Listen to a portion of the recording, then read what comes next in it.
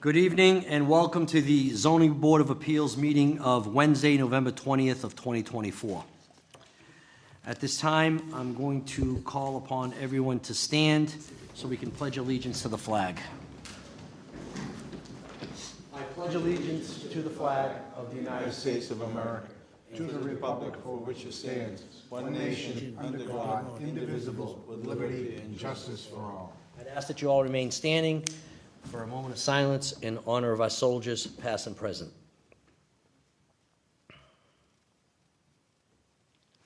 Thank you.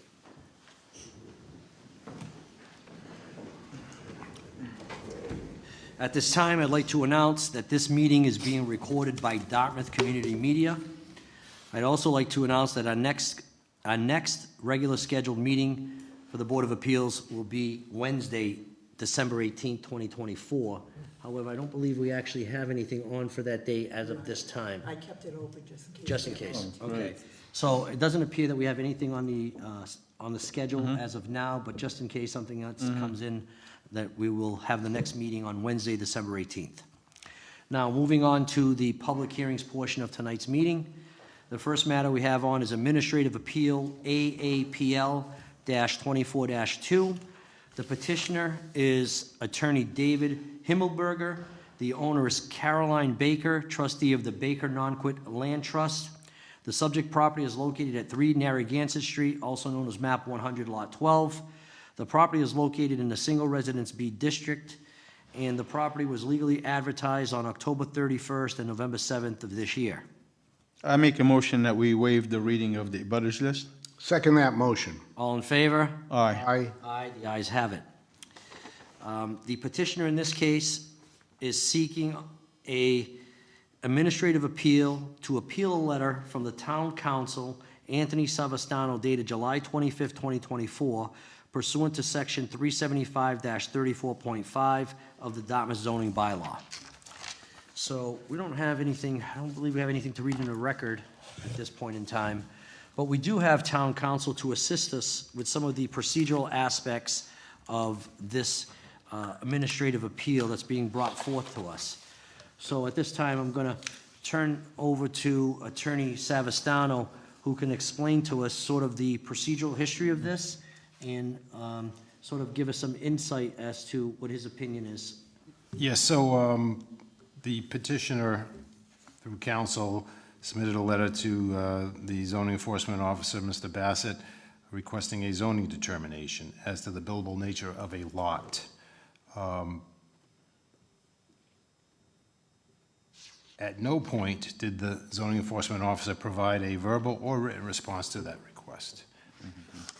This office, I personally wrote a letter back dated July 25th, 2024, which is part of the petition, stating that the zoning enforcement officer is not required to respond to this letter. Baker then filed an administrative appeal, which is before you tonight, asserting that my letter constituted an appealable written determination of the zoning enforcement officer, while also acknowledging that it did not provide a substantive zoning determination. There is no substantive zoning determination in my letter. In her appeal, she also requests both that the ZBA conclude that the zoning enforcement officer is required to provide a substantive zoning determination in response to this request, and asking the ZBA now to make its own substantive determination. It is my recommendation that this board deny the appeal on procedural grounds without reaching the merits of whether the lot is buildable or whether it has merged with the other lot.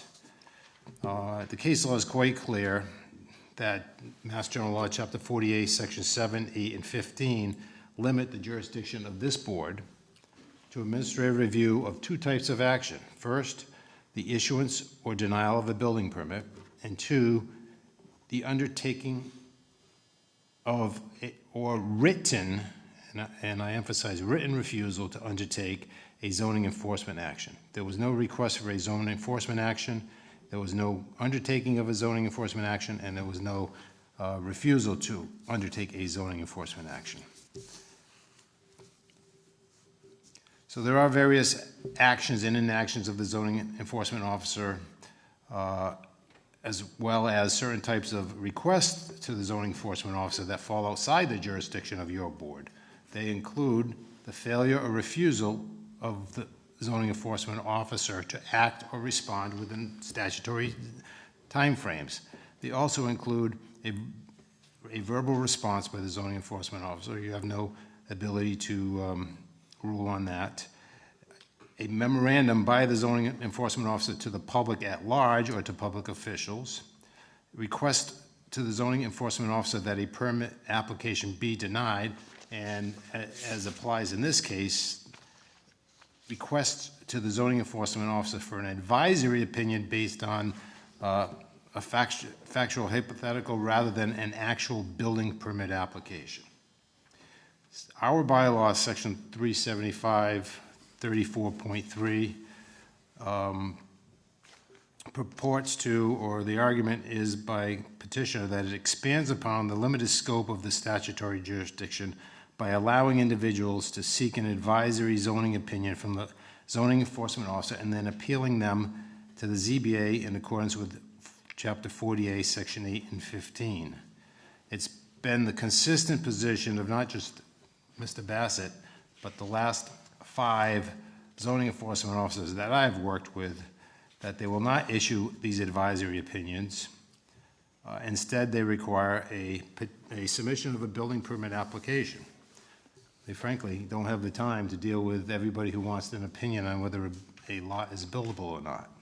I would point out to the board that the appeals court has stated that Massachusetts General Law 40A 7, Sections 7, 8, and 15 set up a statutory comprehensive scheme for administrative enforcement and appeals procedures, and disregarding the requirements that only a written decision could be appealed would interfere with the effectiveness of the statutory scheme.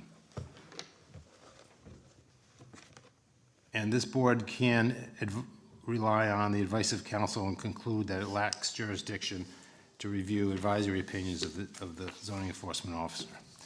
So let's take the second argument. Let's assume for a moment that it was permissible for our bylaw to expand upon the administrative review jurisdiction of this board. The jurisdiction still requires that the zoning enforcement officer have provided an actual opinion. In this case, the letter he's appealing is from me. It's not from Mr. Bassett. The petitioner seeks to characterize my letter as being provided on behalf of the zoning enforcement officer, but I would say there's nothing on the face of that letter that supports that claim. I made it clear that as town council, I was responding to Baker's June 20th letter. At no point did I indicate that the letter constituted an official determination of the zoning enforcement officer. And there's no case law, and I looked at this, I could find no case law that would allow the zoning enforcement officer to even delegate his authority to me or to anyone else. So even if, number one, my letter was construed to be a response of the zoning enforcement officer, and number two, assuming, again, that the bylaw does expand upon the administrative review process, the third argument is there was no substantive response. There's no way that my letter could be construed as a written substantive response. It clearly states that no opinion will be given. And so the purpose of the ZBA review under 40A, Section 8 and 15 is to evaluate the substantive zoning determination of the ZEO. There's significant case law out there that says that the ZBA will not, without prior having gone through the zoning enforcement officer, cannot make a decision in the first instance. You wouldn't have the basis to make a decision. There's nothing to appeal. You have not even heard Mr. Bassett's opinion yet. The only way you would do that is if there was a building permit applied for and then denied, and then you would have the substantive denial to review, and you could then talk to Mr. Bassett then about his determination as to why he made that substantive decision. And I'm not even saying he would deny it. I don't know. It hasn't come to that point yet. In fact, in the petition, Baker has acknowledged that there was no substantive opinion, and therefore, both alternative forms of relief that have been requested of the ZBA, whether to order the ZEO into action, in other words, ordering him to make a decision, or to make an initial substantive zoning determination is beyond the statutory authority of this board. So it's my recommendation that the ZBA deny the petition on procedural grounds without getting into any substantive argument in support of the petitioner's claims. Okay. No, really, I think I've hit the highlights for you. Just if I may, for a couple questions. So we haven't made, and the building inspector's made no determination on the substance of whether or not this lot is buildable, correct? No. It was a prior decision from a prior zoning enforcement officer years ago, Well, this and that is- was not appealed. Okay. But And before this you is- today, no. So, not that long ago, and it's been my understanding that since I've been on this board, also as an alternate, that the building inspectors have not rendered advisory opinions as to the buildability of a lot. That's safe to say? That is safe to say. Okay. We recently had a case in which the buildability determinations were made by zoning officers decades ago, which created some issues. So I believe that the issuance of these advisory opinions can cause situations in which there's reliance placed on an opinion of a zoning enforcement officer from 15, 20 years ago. There's a subsequent change to zoning, and then people are buying property relying on an older zoning opinion, and then come to find out that zoning is different. You guys recall the case with the Bryant Lane property, correct?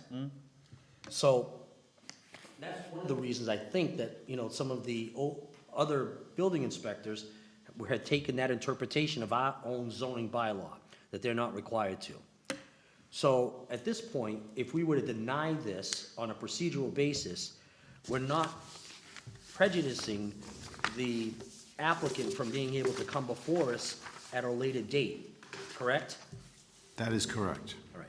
And also, just so you know, there is so he can, or she can apply for a building permit if she has. Well, that's what I was if gonna she get has to the- next. If she has the standing to do that. I know she's a beneficiary, not the trustee of the trust. Second, if they want to force the zoning enforcement into action, and they believe the bylaw does require such a substantive response, they can file a writ of mandamus. Coming to the ZBA for lack of response is not the Right, but appropriate remedy. I always like to make sure that there's an easier solution to the problem.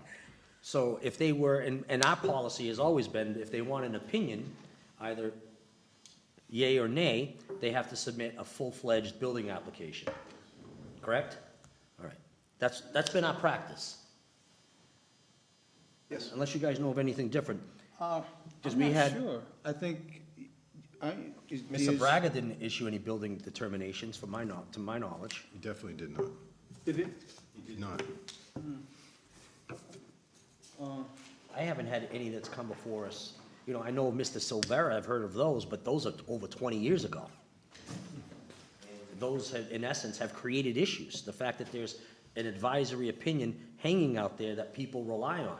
Your layperson will look at that and say, oh, this is a buildable lot. It's been determined. Nothing's changed. The land's the same. And yet there are things that have occurred. So that's just one of my concerns. I'm only just laying that out there. If you guys have any questions of council, even the alternates, if you have any questions of council, he's here to assist us with this. No, I have some questions, but not at this time, Mr. Chairman. Now, I see that there's, I believe, council's here. I want to give him an opportunity to at least explain his position, but I'm going to caution him to ensure that he doesn't get into the substantive parts of this. And if he does, I'm going to ask him just to stop at that point and limit it to any procedural arguments that he has with regard to 1R bylaw, to anything that transpired between he and the building department. Is that okay? Yes. All right. So at this time, I'll call upon the petitioner or their representative. Thank you, Mr. Chairman, members of the board. I'm David Himmelberger from the law firm of the same name, 1 Hollis Street, Wellesley, Massachusetts. Thank you for the opportunity to address the procedural issues raised by Town Council, Mr. Savastano. I believe that the clear language of Dartmouth's zoning bylaw, specifically Chapter 375, Article 34, Section 375-34. Right, I'm just going to stop you there for a minute. Sure. I'd like to have a copy of that while you're reading this. So, counsel, do you have it for us? I didn't- do, I it's didn't on read my scrap book. paper, so just ignore the backside. Just, I always like to follow along with some of this. Do you have it? I could give you my copy if you wish. That'd be great. I can give you a copy, but just as client stuff in the back, don't look at the back. I like to reuse the paper. Oh, you got a copy, thank you. Continue. Thank you. Thank you. So, 375-34.3A. And I'll give you an opportunity to turn to that. I'm there. This Section A says, "Any person may request in writing that the zoning enforcement officer make a determination as to how zoning applies to a certain property. The zoning enforcement officer shall respond to such written request within 14 days." I believe that that clearly and unequivocally provides an obligation on the part of the zoning enforcement officer to render a determination as to how zoning applies to a certain property, separate and apart from further provisions such as a person requesting an enforcement action. This is a specific provision that allows a person to request from the zoning enforcement officer a determination as to how zoning applies to certain property. And responding only to the question as to past practice, in fact, as recently as 2019, prior zoning enforcement officer rendered an opinion. The gravamen, and I know that the board does not, 2000 when? 19. Okay. David, that was David Requena. Before that, Paul Murphy did not. Okay. Before that, Joe, Joaquin had a very short Joel stint did here. not. Mr. Requena was here for a short time as a temporary. Okay. And I know Joe Braga did not. Is there an I'm sorry, Mr. Chair, is there an application online for zoning determination in the town of Dartmouth where you file an application and you pay a fee? I know some other cities and towns do have that, because, do we have one? No, what we have is a denial letter. And if I may, the background on this is that facts on the ground had changed. Lot was determined to have a smaller square footage than what was originally believed from the 1900s, literally early 1900s, from the first handwritten map from the Knockwood section. It was until 2020 that it was actually surveyed, determined to have less than the town believed it had. And so that was the basis, the predicate for our request for a written determination to the zoning enforcement officer. And I respectfully disagree with town council's statement within his letter that the section doesn't require a zoning enforcement to issue a written opinion. The clear language of your bylaw does. Speaking to the issue of did the zoning enforcement officer issue a written decision, I received a letter from town council that said, I'm advised that I'm Dartmouth Town Council. I am writing in response to your June 20th letter to Randy Bassett. And neither Chapter 40A nor Article 34, Section 375, 34-3 requires the zoning officer to issue a written opinion regarding the general buildable nature of the lot. I disagree because I believe your bylaw language is clear. Many towns do not have a similar provision, and the only way that one can seek opinions is in a zoning enforcement request or the filing of a building permit. We're trying to avoid the unnecessary cost of submitting building permit plans to get a determination that, based upon the square footage of the lot as now determined by the 2020 survey, and based upon the fact that when it became non-conforming back in 1972, the property was held in separate ownership from an abutting property, and therefore the town's bylaw, and again, if I'm getting too deep into the woods here on the, I'll stop, but the town's bylaw. I'd rather just keep it on the bylaw. Okay. So, again, the clear language of the bylaw says that the zoning enforcement officer shall issue a written determination. One of my prayers for relief in the appeal is that the board issue a determination that the building inspector must issue a written determination. In other words, enforcing the zoning bylaw. I can understand that the board may not wish to go to the next step of actually reviewing de novo the substantive request, but I do think that the board has the jurisdiction to review its zoning bylaw and conclude that its clear language does require a written response, and that the only alternatives that are otherwise available are a writ of mandamus or the filing of a building permit application. Again, I think it's your clear language. I rely on that. I understand, and I appreciate that. Being a fellow attorney, I appreciate that. But obviously, I've got two other members here that we make a decision on something like this. But when I read, and I'm looking, and I've underlined that phrase, zoning apply, how zoning applies to certain property. That doesn't mean that he has to give a determination of buildability. To me, you know, a determination of how zoning applies could be a simple letter saying this property lies in a single residence A zoning district. It requires 150 foot of frontage, 40,000 square feet, and these are the setback requirements for any dwelling on the property. That's how zoning applies to that certain property.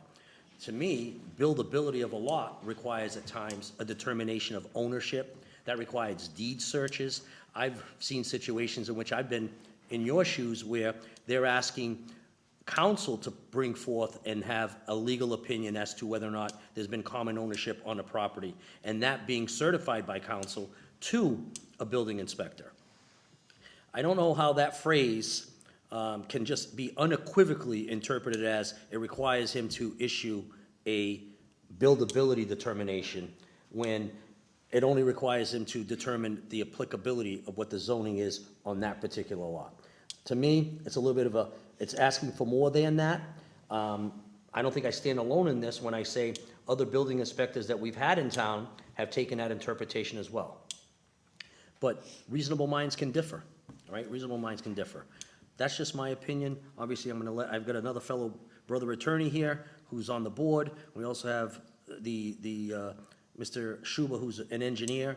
I don't know how well-versed he has been in these types of issues, but obviously, he has the ability to look at this, take a plain meaning of the language, and make his own determination. But the good thing about it for me is this is not an all or nothing, right? This is not an all or nothing. And we've had a lot of difficulty in trying to obtain a good building inspector to stay in this town and be part of the process in order for people to take something that's a dream and actually build what they're looking for. I'm not going to say that we're blessed, but we're very fortunate to have someone like Mr. Bassett to be here working for us. I think, quite frankly, placing this type of a burden on the building inspector, if he wants to take it upon himself, that's him. But to place that burden on him, given the limited resources that we have as a small town community, it's a bit much. And when I look at that, taking all that, the whole totality of it, and applying it to this language, I have a different interpretation. So I can appreciate that, and as you have said, you know, reasonable minds can differ. The reason that I don't believe that this is a high hill to climb for the building inspector is because the information that the adjoining lot was held in separate ownership is part of the assessor's database, up to date today. The square footage of the lot determined by a stamped survey plan, and the action of town meeting is also a town record from 1972. So there's very little subjective determination that needs to be brought to bear. It's objective facts, and the only fact that isn't within the scope of the town right now is the stamp plan that we provided.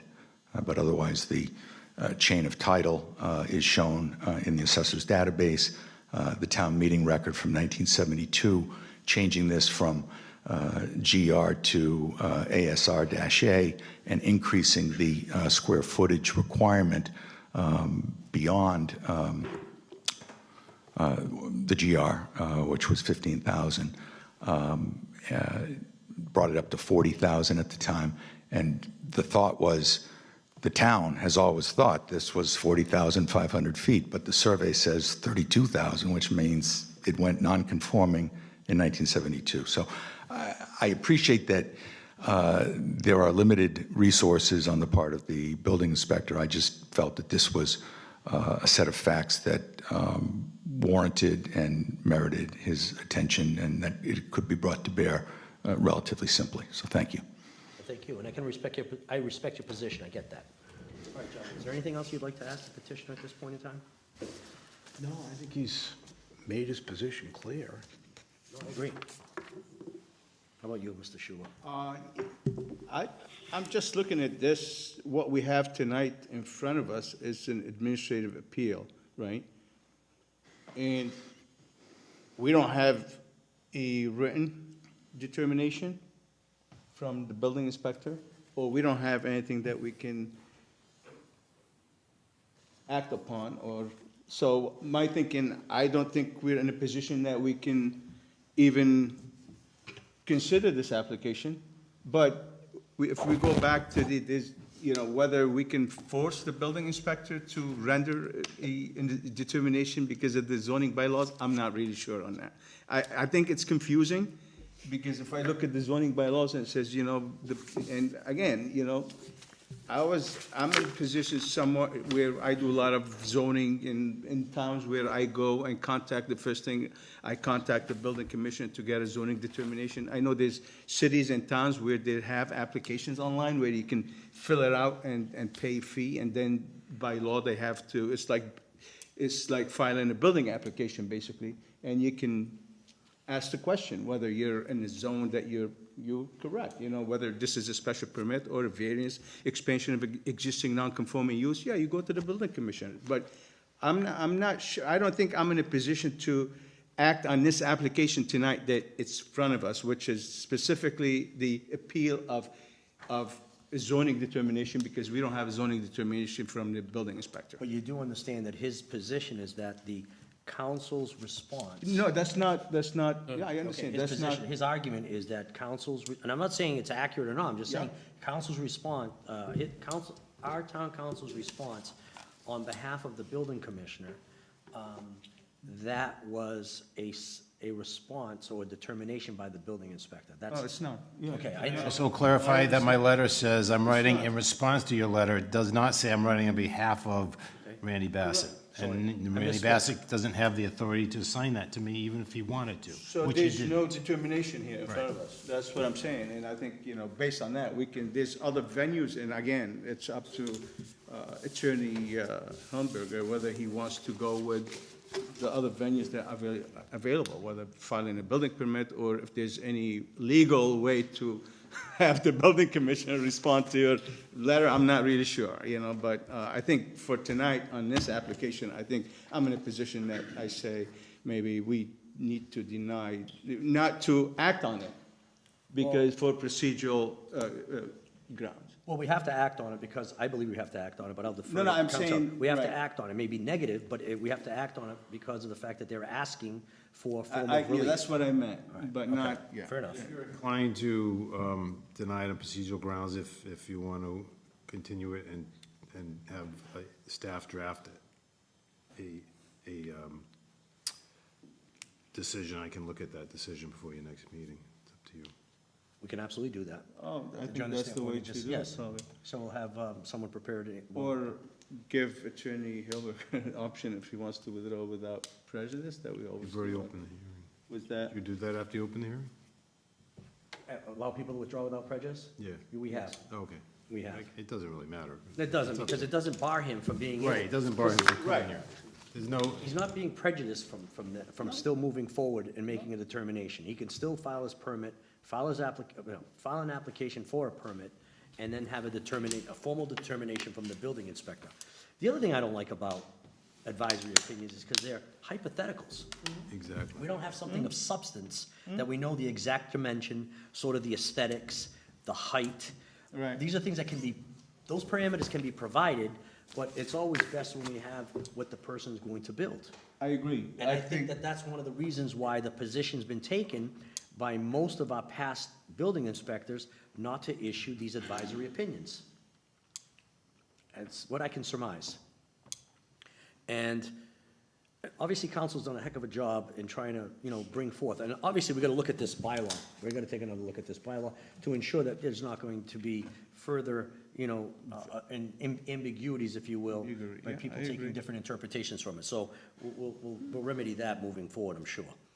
Mr. Chairman, would you afford me 2 minutes to speak to my client? Because if the only reason to seek, not to request to withdraw without prejudice would be if I wanted a decision from which to appeal, and I don't believe that's the route we wish to go.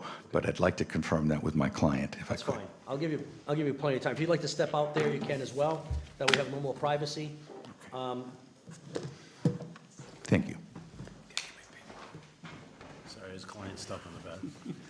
Secret stuff. All right, Is that all that your stuff, or did he give you something that's not yours? gentlemen, want to go off the record? Stay on the record? Staying on the record.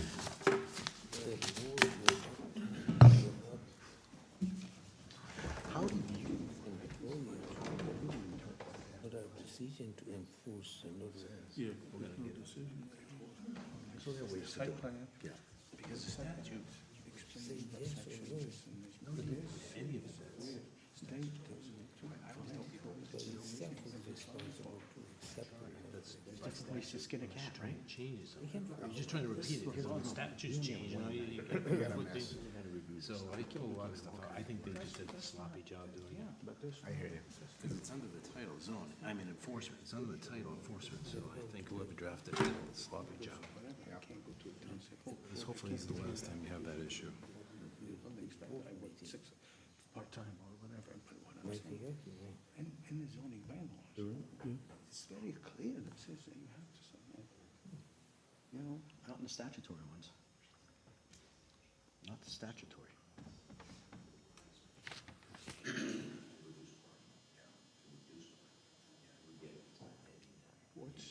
we have a determination from the. The thing is, This wasn't, this, not a bill. we do, but that was from another. Yeah, but if I'm in the house, unless you go to the previous building commissioner. Actually, why would you expect anything different? No? Yeah, I guess. Just piggyback that.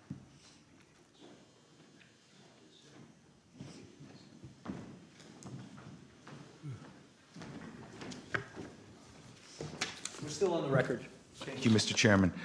I've conferred with my client, and we would respectfully request leave to withdraw without prejudice. My client noted that it is being taxed as a buildable lot. I said the issue there then is with the assessor. So, And we're not saying it's not. understood, understood. So I'll entertain a motion, gentlemen.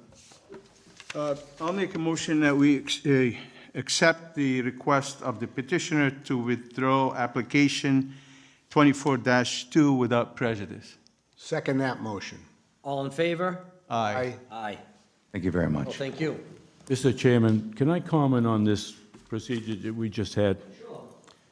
I've listened to this gentleman, I've read everything that was presented to us, and also Dan Perry, attorney from New Bedford, had submitted a letter back in 2021. I'd just like to make a couple of observations here. I believe what the board did was, we didn't have anything before us to vote on.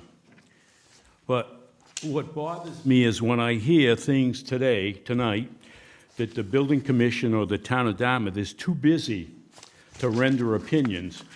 That was just my, No, that was my listen, take on this. I just wasn't finish speaking me for up. others. Just when I hear that the town of Dartmouth is too busy to render opinions, well, I've been practicing law for 50 years, and I know I'm a country bumpkin, and I'm not sophisticated like a lot of the lawyers that are here, but every town, every city that I've done business with, I've requested an opinion as to whether the building lot was merged or whether it was buildable. And you know what? Every one of those towns, and I'll name them tomorrow and give you a writing, that I got a determination that they would say, hire a lawyer, give me an opinion as to whether that property was merged or was in common ownership, and I would hire somebody, do a title search. In this particular piece of property, we've got 3 competent lawyers, town council, this gentleman here, and Mr. Perry. I don't even think this matter should be here. I don't think we have jurisdiction over it, but that lot, from everything I've seen, is a buildable lot. These people have been paying taxes on a buildable lot. How do we get away with that as a town? Aren't we responsible to help people out? Isn't this board supposed to help people?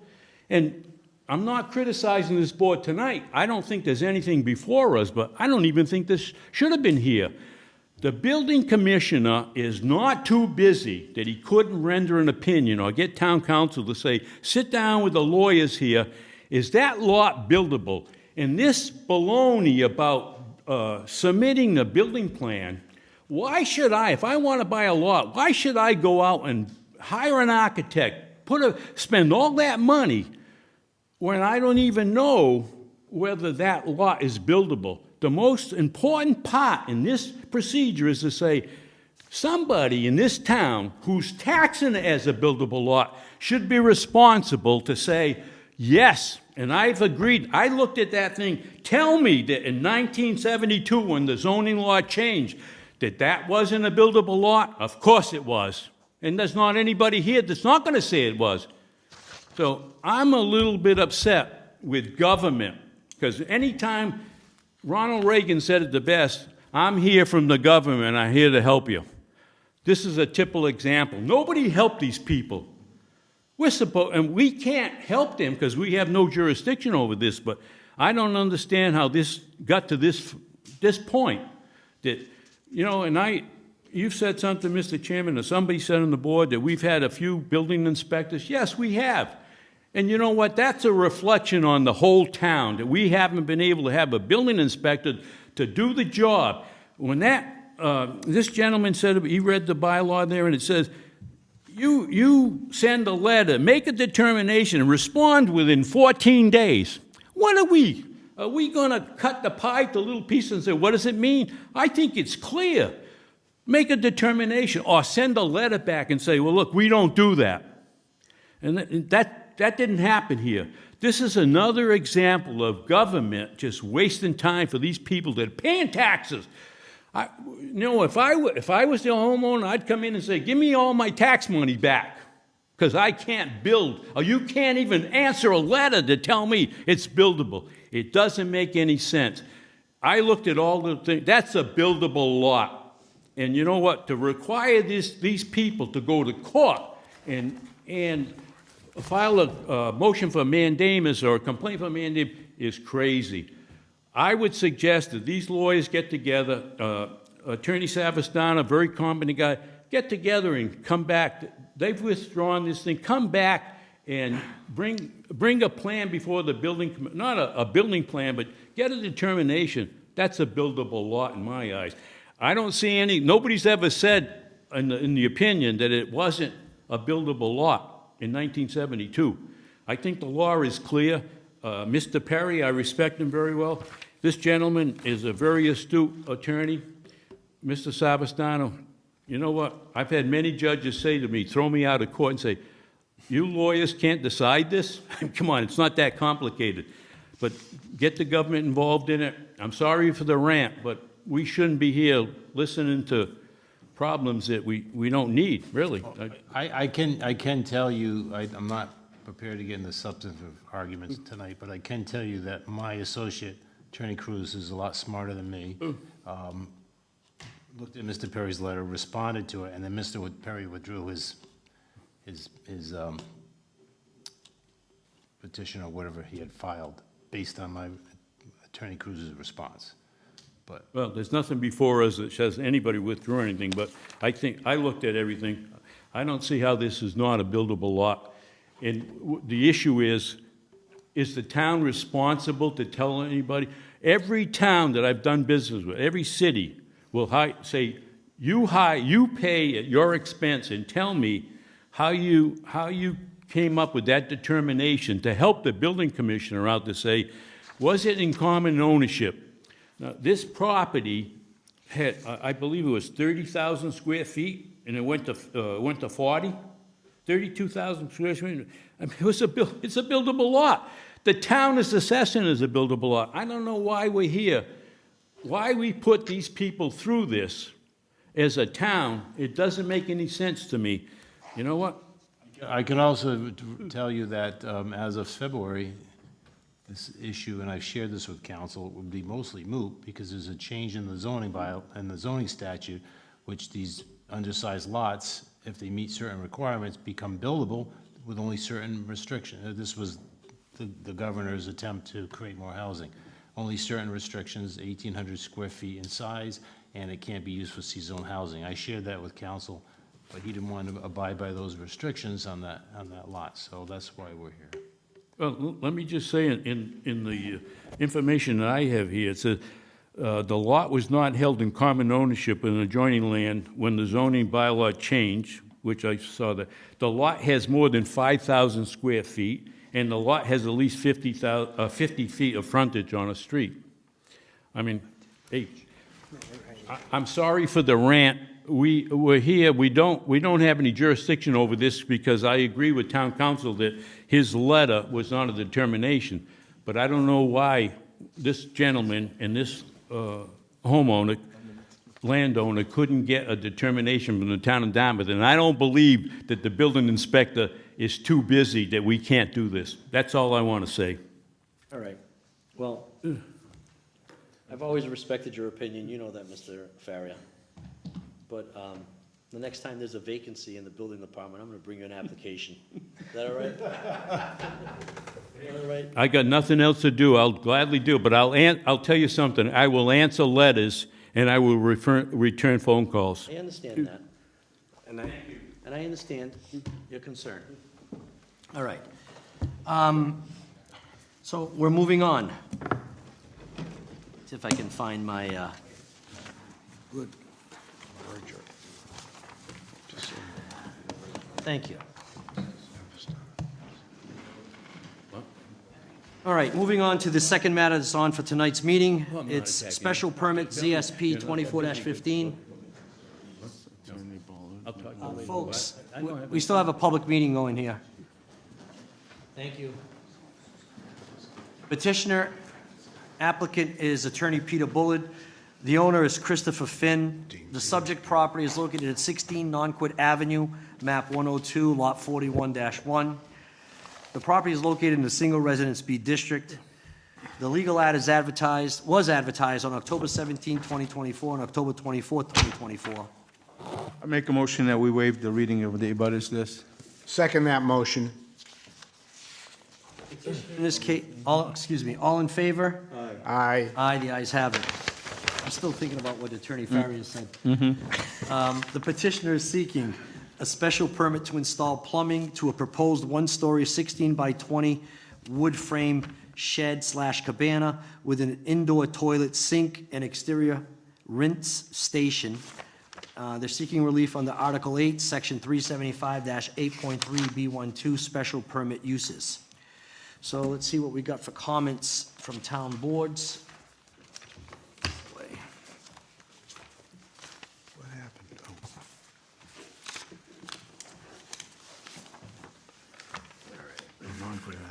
Can you see any of this? Can I what? Can you see anything? Can't see a thing. That's a part of I've got a letter from the building department. letters to Mr. Greg Jones. It says, "I reviewed your application, and at this time, your proposal cannot be approved due to noncompliance with current zoning regulations. Applicant seeks to construct a one-story, 16 by 20-foot wood frame pool shed / cabana with an indoor toilet and sink and exterior rinse station.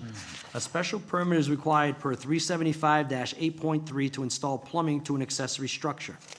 Your application is being denied under the following sections of the Dartmouth zoning bylaw: accessory buildings or structures with kitchen or bath facilities, accessory buildings or structures within which a kitchen, wet bar, bathroom, or any plumbing is installed, such as but not limited to cabanas, garages, or studios. Such an accessory use is allowed by special permit granted by the Zoning Board of Appeals if the following requirements are met. 1, the Board of Appeals determines that the accessory building or structure will not be used as an additional residential unit on the property. The Board of Appeals shall determine through a review of submitted building plans that the nature of the proposed plumbing, wiring, or other utilities is not proposed in such a manner so that the accessory building or structure could be used or converted into an additional residential unit. And 2, if a special permit is granted, there can be an inspection once a year to determine that the accessory building or structure has not been converted into an additional residential unit.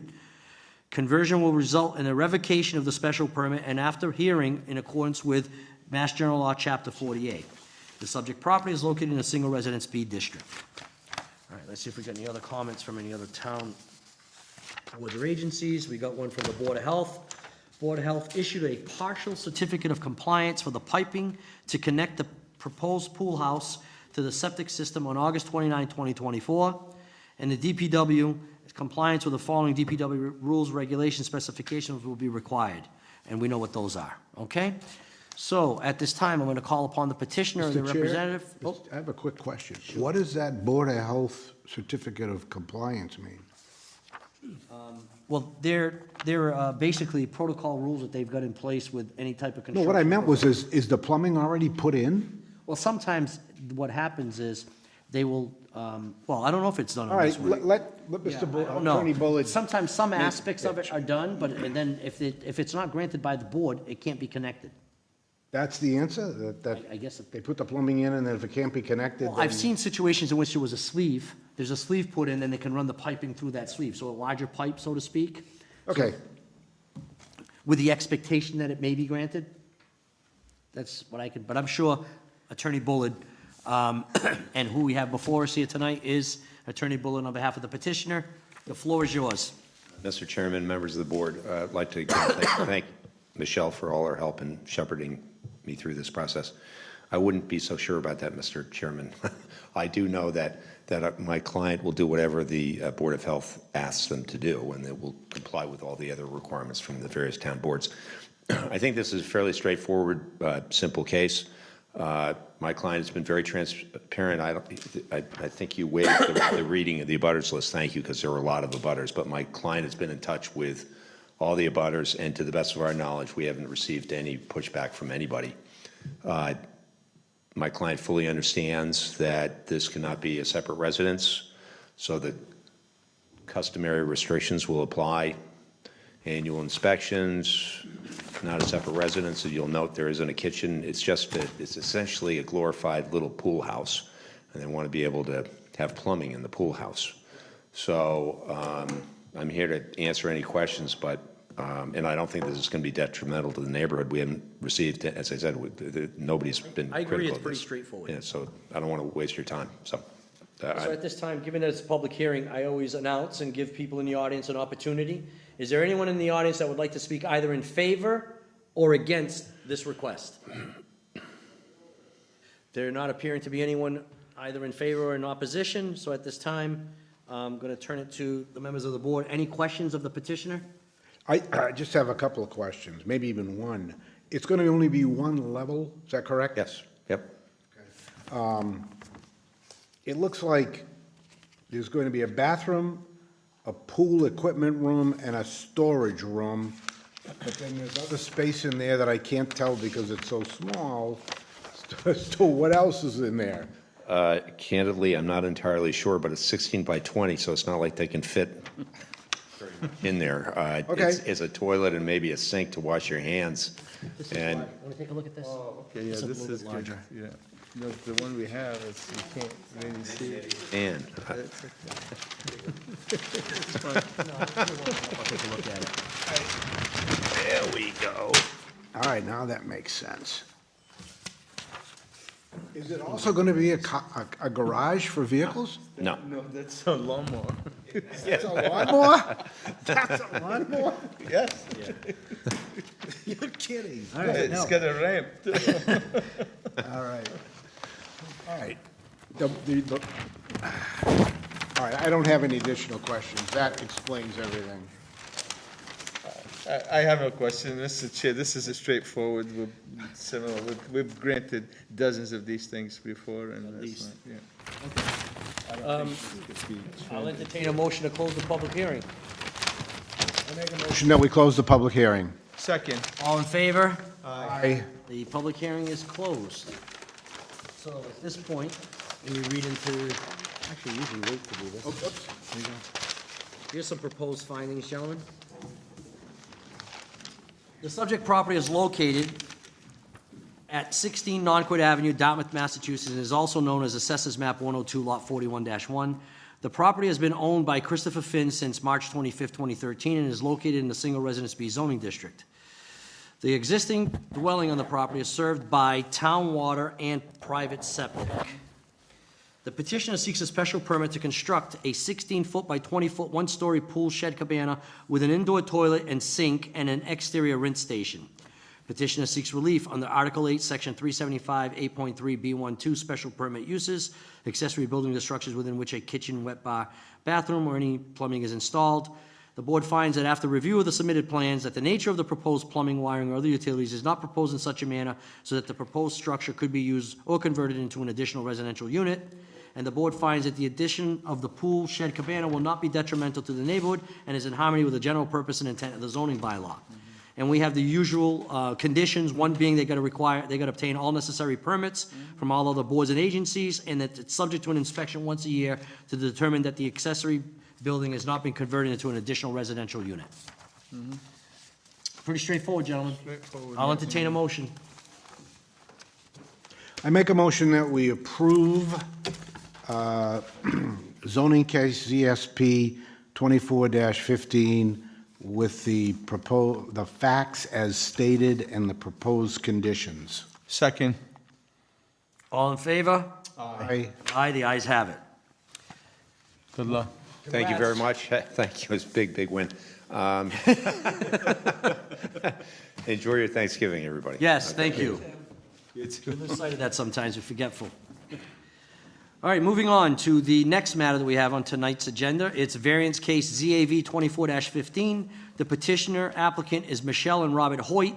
The owner is Michelle and Robert Hoyt. The subject property is 23 Summer Street, also known as map 113, lot 11-1. The property is located in the general residence district. It was legally advertised on October 17, 2024, and October 24th of 2024. Make a motion that we waive the reading of the abutters list. Second that motion. All in favor? Aye. Aye, the ayes have it. The petitioner is seeking a variance to construct a 12 by 24 pavilion which does not comply with the town zoning bylaws. They're seeking relief on the Article 10, 375-10.4D setbacks development standards. All right, so let's see if we got any comments from any of, can get rid of that as well. See if I got any town comments here from any agencies. Well, I do have a letter from the building inspector, and he says that your application is being denied in the following sections of the Dartmouth zoning bylaw. Article 10.4, setbacks. The purpose of lot setback requirements is to lessen congestion and overcrowding of lots, to provide access within the lot for general circulation and maintenance of the building located thereon, to provide access in the case of fire, and to lessen congestion and promote safety in adjacent streets. 1, minimum setback dimensions. Any building or structure placed on a lot, whether temporary or permanent, shall meet the following. Each of them are 20 feet. There's a 20-foot for side yard and a 20-foot for rear yard. All right, so that's what his letter says. So they need relief. That's why they're here. Let's see if there's any other comments. Excuse me, that's it? Yeah, I don't believe there's anything else either. All right, so at this time, I'm going to call upon the petitioner or their representative to come forth and state their case. Good evening, Mr. Chairman and members of the board. My name is Rob Hoyt, and my wife and I own and live at 23 Summer Street. This application is for a variance for the setbacks for a pavilion that we intend to, we hope to put into place in our backyard. The current setback requirement of 20 feet would create a hardship on us. It's an aesthetic hardship because the pavilion would be too close to the house. We could put it there, but it would look wrong proportionally with the house. It's too big a structure to put that close to the house, but it would fit quite properly over in the corner. There would be no substantial detriment to the public good or to any of our neighbors caused by granting this variance. The southwest corner of our property now is hidden from view from the neighbors to the south and to the west. The property to the south has a garage that's less than 10 feet from the property line right now. And so there would still be access back there, but they wouldn't be able to see the pavilion at all. And the neighbors to the west have a pool with a big fence on it and some trees in the backyard. They wouldn't be able to see it at all either. So if you look around our immediate neighborhood, there are dozens of structures, accessory structures, sheds, garage, even some houses that are closer than 20 feet from the property line. So that's why I'm applying for a setback variance from 20 feet to 10 feet for this pavilion. Okay. All right, so any questions of the petitioner at this time? No question, Mr. Chair. I have a question. The plan that I'm looking at shows a proposed chimney on the west side of the pavilion, and then the 10-foot marker. Is that 10 feet from the end of the chimney? Well, let's cut to the chase. We've decided to take the chimney out. We're not going to put a fireplace. Oh, so there won't be a It's a moot chimney. point. Yeah, there won't be a chimney at all. Oh, okay. All right, so that's, and I guess this is the first time I've ever seen a pavilion come before the board, for me, and my purposes anyway. And so this is wide open, right? And it's got a concrete base? It will have a flagstone or bluestone patio underneath it. It's open air. There are 8 or 10 posts around the perimeter of it and a roof structure above, but it's open air. Okay. I don't have a problem with that. I don't either, but we'll leave well, actually, there's still a public hearing. Is there anyone in the audience that would like to speak either in favor or against this petition? I can report to our viewers at home, there's only one other person in the audience, and they don't have any objection or any comment in support of this. So at this point in time, we'll still leave the public hearing open. I have some proposed findings for the board to consider, and I'm always open to comment. The subject property is known as 23 Summer Street and is located in a general residence zoning district and is also known as map 113, lot 11-1 on Town of Dartmouth Assessors Map. The subject property is improved by a single-family dwelling and has been owned by the petitioner since 2020. Is that correct? The petitioner seeks to construct an outdoor backyard pavilion measuring 12 by 24, a distance of 10 feet from a side lot line and 10 feet from the rear lot line.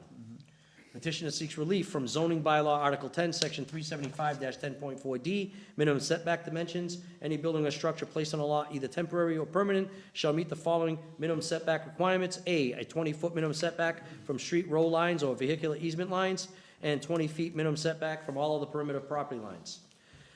Number 5, petitioner seeks relief from the side yard and rear yard requirements of 20 feet respectively, because the 20-foot is what's required. The board finds that the petitioner has met the statutory requirements of MGL Chapter 40A, Section 10. There are circumstances related to soil shape and topography that especially affect the subject property that did not generally affect the zoning district in which the structural land is located. Our rationale on that is petitioner seeks to construct the pavilion closer to the rear and side lot lines to maximize the use of the rear yard of the property, which is limited given the placement of the house in relation to the overall dimensions of the lot. 2, a literal enforcement of the provisions of the bylaw would involve substantial hardship, financial or otherwise, to the petitioner. The proposed location for the pavilion, being 10 feet from lot lines, is conducive to the petitioner's use of the remaining parcel. Conformance with the required zoning would limit petitioner's ability for future use of the remaining open space. 3, desirable relief may be granted without detriment to the public good. The proposed pavilion will be 10 feet from lot lines, thereby maintaining a similar look and in keeping with other structures in the neighborhood. The variance will not nullify or substantially derogate from the intent or purpose of the bylaw. The purpose of the setback bylaw is to ensure a distance between the structure and lot lines. There are other neighboring properties with structures within 10 feet or less of lot lines. That's fair to say? Yes, it is. Okay, I'm relying on your representation on that. Yes, it is. All right, and the usual conditions where you have to get all approvals from other town boards, agencies, whatever that may be. There may not be any, it's just a pavilion, right? All right, gentlemen, I'll entertain a motion, if you don't have any questions of the petitioner at this time, I'll entertain a motion to close the public hearing. I make a motion that we close the public hearing. Second. All in favor? Aye. Aye, the ayes have it. Gentlemen, what's your wishes on this? I make a motion that we approve variance application ZAV 24-15 with the findings and conditions as stated. Second that motion. All in favor? Aye. Aye, the ayes have it. Congratulations, sir. Enjoy your pavilion. Appreciate it. Thanks very much. All right. Moving on. This is a continued matter. Special permit ZSP 24-9. Representative petitioner is Rafael Zelik of Zelik Design LLC. Owner is Rocky Choi. The subject property is 291 Flag Swamp Road, also known as MAP 79, Lot 34. It's located within a single residence B district. It's legally advertised on August 1st and August 8th. This has already been opened before. We don't need to waive the reading of the abutters list. no, but, This is one in which they're seeking a special permit to tie into the existing septic system and bring a water service to a detached structure that was under construction. Now, they had an issue that existed with regards to a, no, it was at first, it was a restrictive covenant that was granted for the benefit or to the Board of Health, and they've been working on this. So I'm going to turn to our secretary here. What can you tell us about the last communication you have had with these individuals? They haven't resolved the problem. They haven't resolved the problem. So did they ask for continuance or just? Yeah. Oh, they did ask for a They continuance? did? Oh, I didn't see it. I'm sorry, no. They were supposed to be here tonight. Oh, they were supposed to be here tonight. Oh. Yeah. All right, so I'm going to make a suggestion. What I just made a mistake with, they signed the continuance for tonight. They signed the continuance for Yeah, so today. that's good. Tonight. Yeah, okay. That's fine. If they sign it, we'll just continue it to. Yeah, Well, But the thing is, we're going when to, does the continuance run out? Tonight. Oh, no. It runs out tonight. It was from the 6th to. I thought they, So if we don't do anything tonight, it's an automatic approval. They have not shown up. well, because of the fact that he's not here to sign an extension. we have to act on it. We have to act. I don't understand that at Well, all. If he chose not to attend. well, the thing is that we've already extended this so many times. We're outside the time frame for us to grant this. Now, what we could do is, we could do one of two things. We could grant a conditional continuance on the supposition that they will, or on the condition that they will sign an extension. And if they don't sign an extension, then it's, I think we should deny it. okay, That's what I thought. we could do that too. Because I'm concerned about what you just said. The statute says if you don't approve it within blah, blah, blah days, it's automatically approved. That could create a very We're situation. past that. Yes. They extended to today. Today's the drop dead date. We either have to approve it or deny it today. I don't think we can extend it. Because their lawyer, Walter Faria, could come in and say, it's extended, it's approved. So moved. So,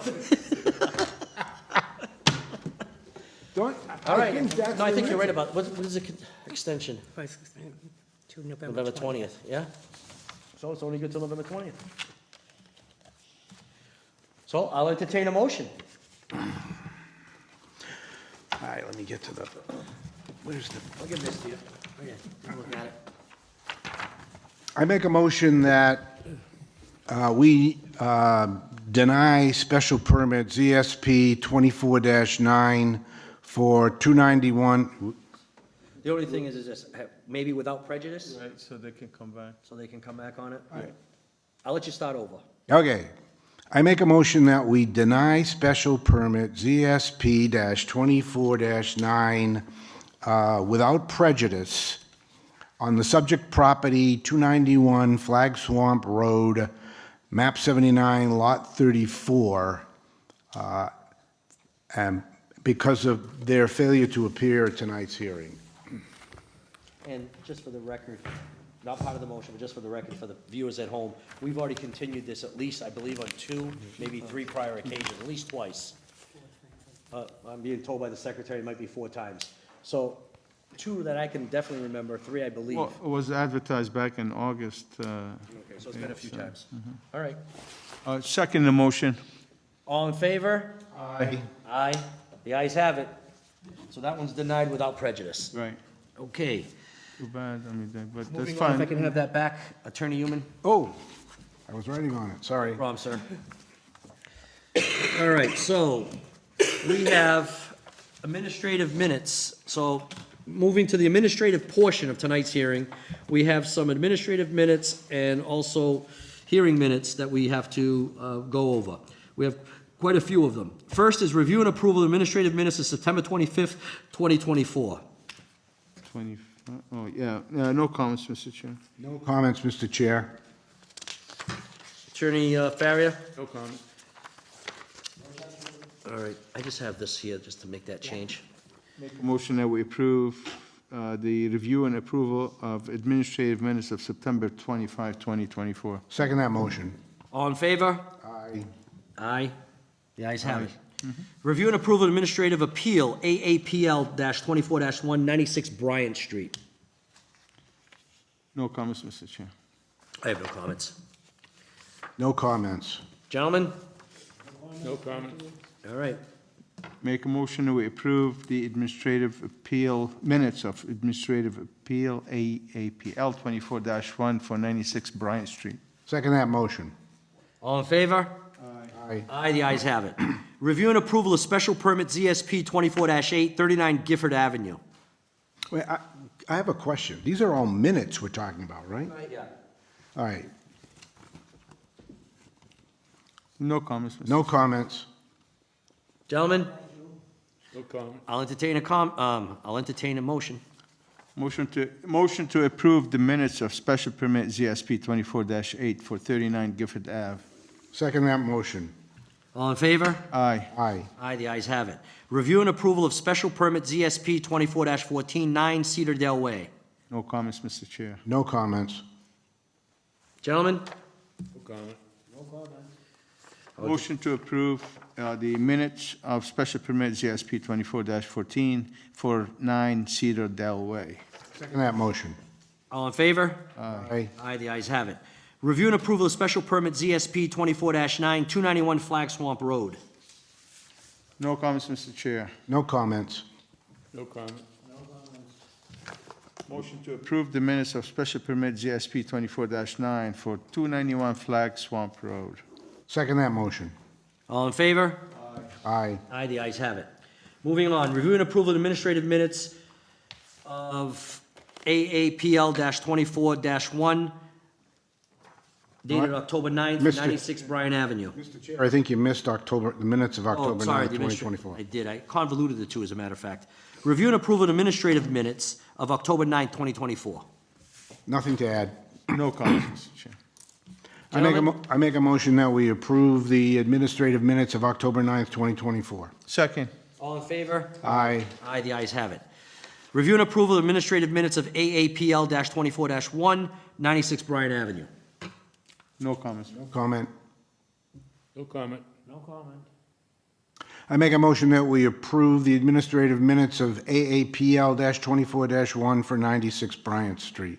Second. All in favor? Aye. Aye. Aye, the ayes have it. Review and approval of special permit ZSP 24-16 for 610 State Road. Nothing to add. No comments. No comment. Motion. Motion to approve, may I make a motion that we approve the minutes of special permit ZSP-24-16 for 610 State Road? Second. All in favor? Aye. Aye, the ayes have it.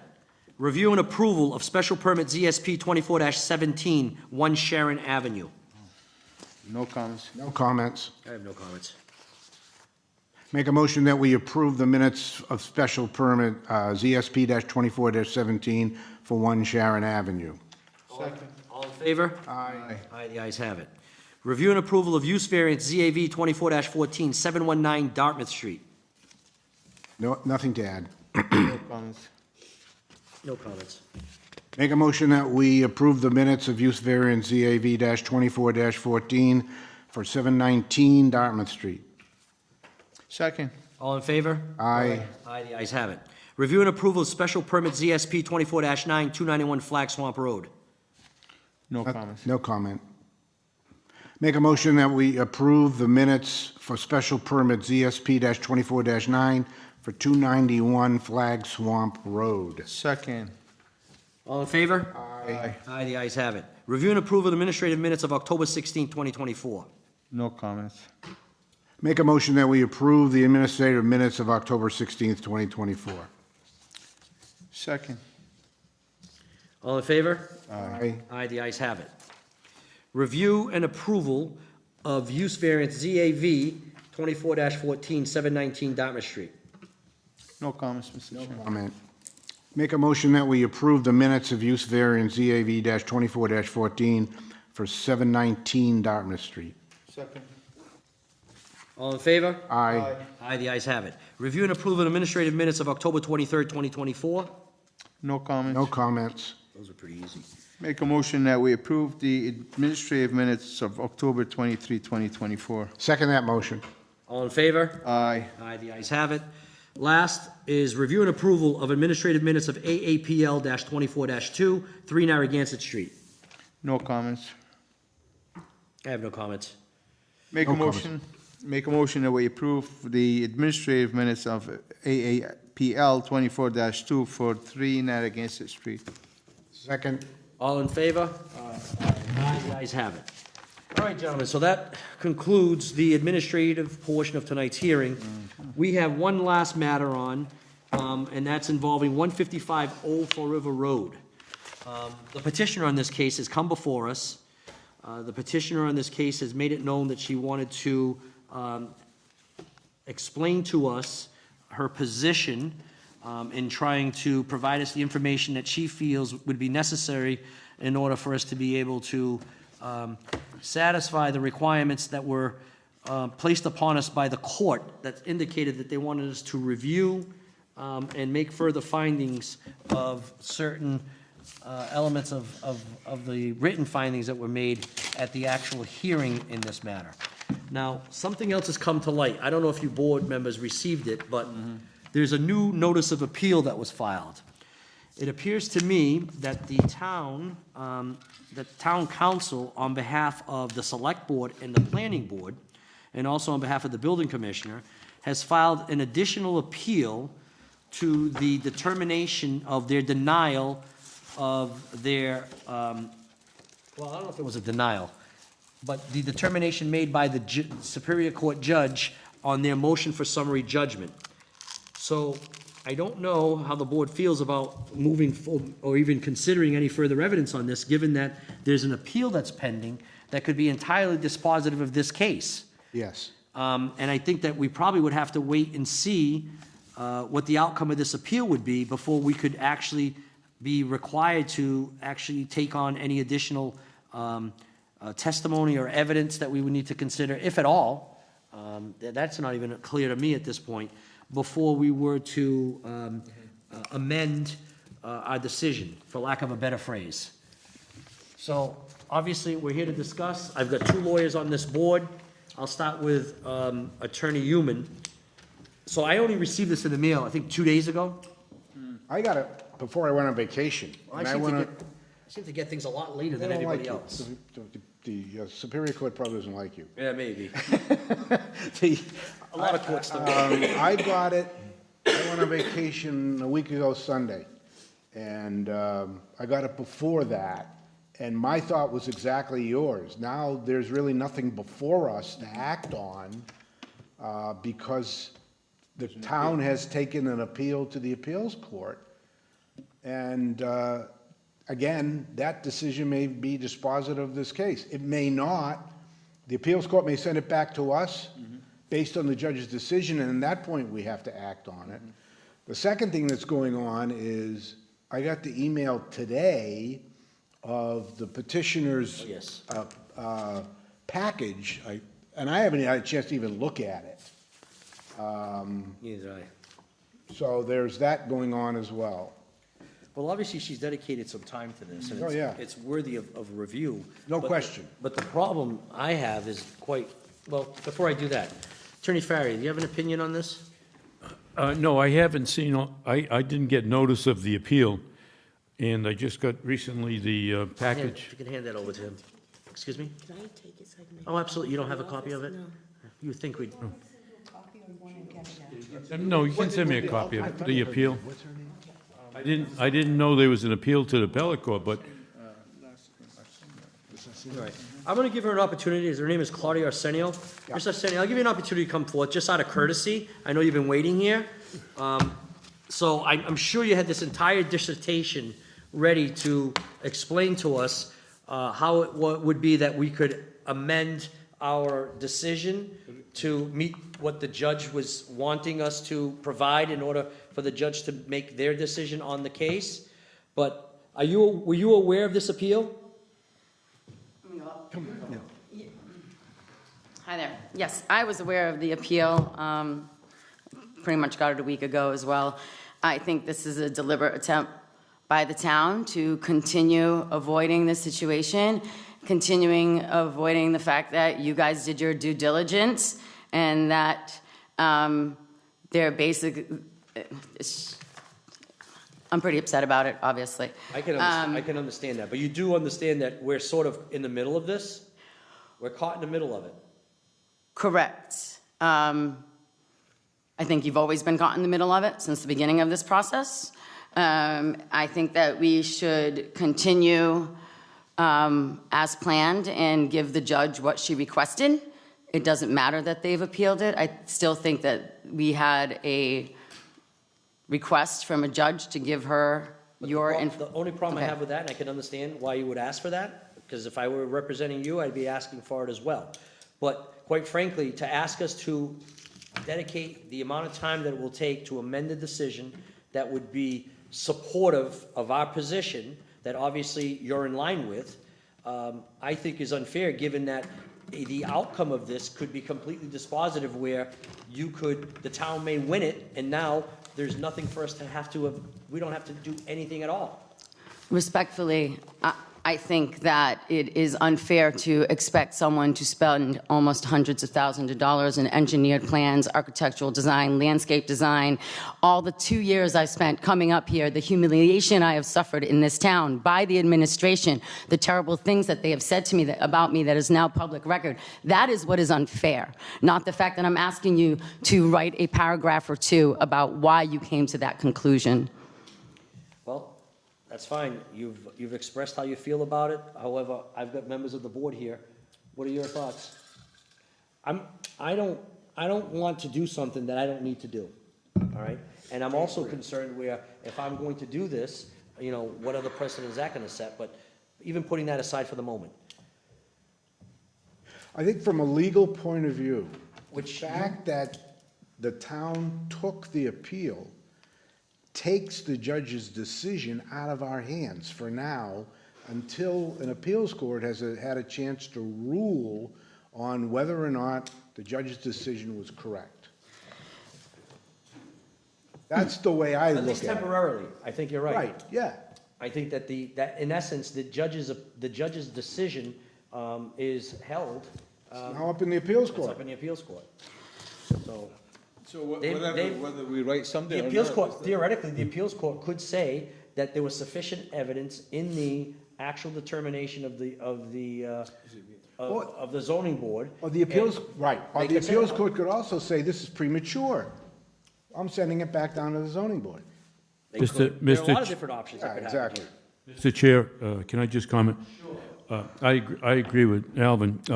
Unfortunately, I don't know, I haven't seen the appeal, but I think the judge, from what I understand, didn't make a decision. The judge remanded the case back for further evidence. That is true. So what I think's going to happen, unfortunately for the petitioner, here, is that the appeals court, and I'm not an expert in appeals courts, but I would think, knowing what I know, is that they're going to say, the judge didn't make a decision. They're going to remand this for further instructions or further information. That's what the judge is asking. The judge didn't make a decision. She's asking us to provide further information, I think. Well, that was the lower court judges, yes, that's her determination. Yeah, was that- Superior Court judge remanded the case back for further information, didn't she? That is correct. And from now, the first time I'm finding out, the town appealed that? Yes. Yes. I mean, I don't know what the appeal would be, that the judge wants more information. What's he saying? The judge, you don't know what you're doing, and, We don't know what it'd be. It could be something where there's sufficient evidence where the judge should have found that. well, that the- has that the anybody deci- seen the appeal? Excuse me? No, I haven't read the No, appeal. I haven't seen it, but I think we should get, as a board, we should have been served with the appeal, the basis of the appeal, but my opinion is, I don't think we can do anything now that it's appealed, but I think what's gonna happen is, unfortunately, it's just a delay. The appeals court would probably say, I'm gonna remand this back, the judge didn't make a decision yet. How do you appeal something if there isn't a decision? Apparently, what I'm finding out today is the town's appealing the fact the judge wants additional information? It seems like it. Pardon me? No, go ahead. You are exactly correct. There is no judgment to appeal. They're Right. appealing the judge wanting more information. That is what they're appealing. And I would like my letter read into record, because I do think there's some things that the community should know about that. I do think that this is a giant waste of taxpayer money to stop a farmer from growing a crop that is legal in the state of Massachusetts to grow, that is being grown across the street or sold across the street, that the town is accepting taxpayer dollars on. This is what we are spending our money on as a community. All right. I don't have an open case at this. I don't see the need to even, I can't even admit this at this point. The case is closed, so there's nothing for me to be taking in as evidence or anything like that. Circulate that on Well, she social can- media yeah, or she whatever can- she she'd can like do. to Right, do, but, exactly. There's nothing for me to take on of that. So at this point, I don't feel comfortable moving forward until we have the appeal determined. At that point, if the Remand it if back. the appeals court remands the case back for us to provide further information, we'll do so. Yeah, I agree with that. Well, there's no vote to take on this. This is No, not- no, this is no. not- This is See, just, we yeah, granted her an opportunity out of courtesy to try to provide us her position that would have allowed us to amend the decision, send it back, let the chips fall where they may.